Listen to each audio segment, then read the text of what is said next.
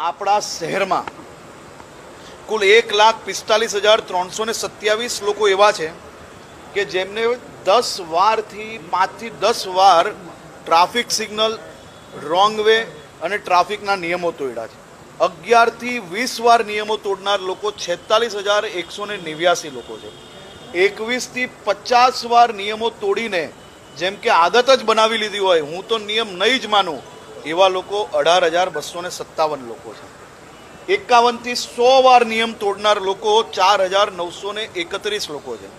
101 વાર નિયમ તોડનાર લોકો 1,751 લોકો છે. આ 1,751 લોકો અને 4,931 લોકોના લાયસન્સ રદ કરવાની કાર્યવાહી કરવાની સૂચના આજે આપવામાં આવી છે. સાથે સાથે આરટીઓ જોડે મળીને પોલીસ વિભાગ દ્વારા આ 4,931 જેને 51 થી 100 વાર નિયમ તોડી લીધો છે, કોઈનો નિયમ